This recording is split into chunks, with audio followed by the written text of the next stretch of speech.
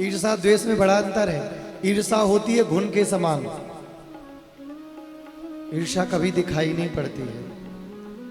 आपसे जो व्यक्ति ईर्षा करेगा वो आपको तिरछी निगाहों से देख लेगा, चिढ़ता है। और द्वेष कभी दिखाई नहीं, द्वेष हमेशा दिखाई देगा। द्वेष करेगा, मुंह बनाएगा, आपको देख के चिढ़ेगा आपसे। लेकिन ईर्षा घुन के समान होती है। ईर्षा द्वेष से जो निकल गया हो, मात्सर्य द्वेष जिसके जीवन से चला गया हो, ऐसा व्यक्ति ही भागवत का अधिकारी है। अब संबंध किससे बनेगा? बोले सद्यो हृदय वरुध्यते त्रिकृत भी शुश्रूषभिस्तक्षणा।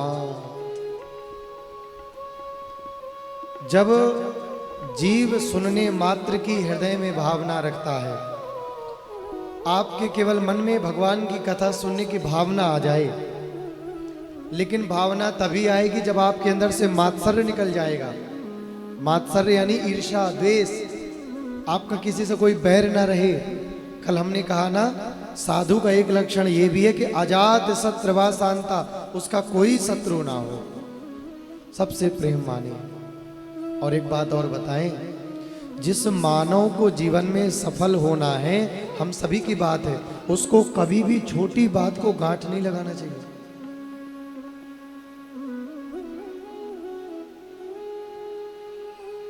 एक हमारे भंडारी जी हैं, उनसे किसी ने कह दिया कि तुम भोजन सही नहीं बनाते हो, बुरा मान गए।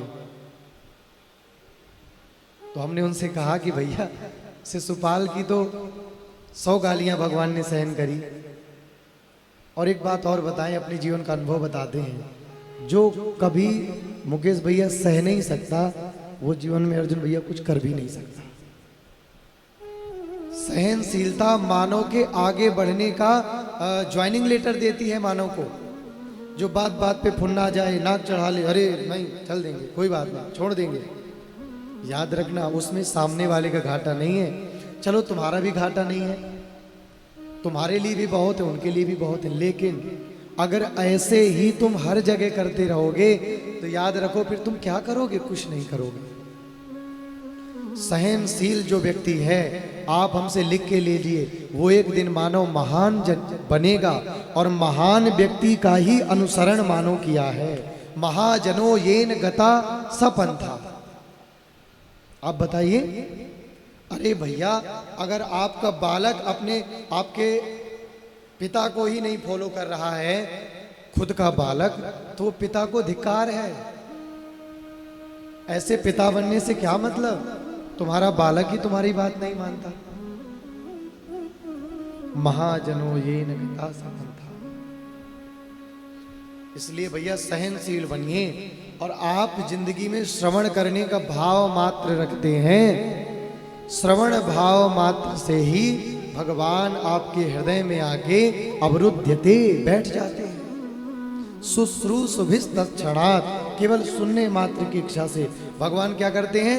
अवरुद्धते, आके कैद हो जाते हैं। अच्छा, अब कथा सुन के अगर फिर से संसार में भजोगे, परमात्मा फिर मटमैला हो जाएगा। और समय समय से सत्संग रूपी अगर बुहारी लगाते रहोगे तो परमात्मा सदा सर्वदा हृदय मंडल में तुम्हारे दैदीप्यमान होता रहेगा।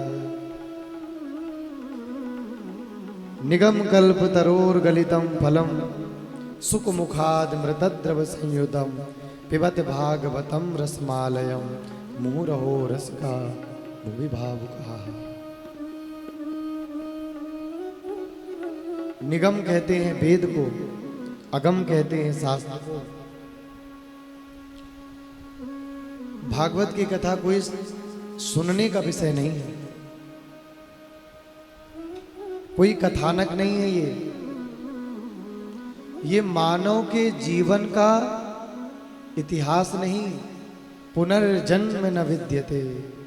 अगर भागवत की कथा आपने पीना प्रारंभ कर दिया, ये कर्ण रूपी दोनों से और मुख से, ये मुख का पात्र बनाइए और कर्ण को दोना बनाइए और भागवत की कथा भर के सुनिए मत। बोले पिबत भागवतम रसमालय, पीजिए। कब तक पीना है? बोले आलयम पर्यंतम पिबत, जब तक तुम्हारे जीवन का आलय ना हो जाए। आलय यानी अर्थात तुम्हारा जीवन क्षय ना हो जाए, विश्राम की ओर न चला जाए, तब तक भागवत की कथा पीते रहिए, पीते रहिए, पीते रहिए। सदा सेव्या श्रीमद् भागवती कथा, यस्याः श्रवण मात्रेण हरिचित्तम समाश्रयेत्। भगवान की कथा सदा सर्वदा सुनिए, और सुनने के बाद क्या होगा ये आपको पता ही है। बड़ी बात ये नहीं आपने कितना सुना, बड़ी बात यह भी नहीं आप कितना सुनते हो। बड़ी बात यह है कि सुनने के बाद या सुन करके आपके जीवन में खुद का परिवर्तन कितना हुआ।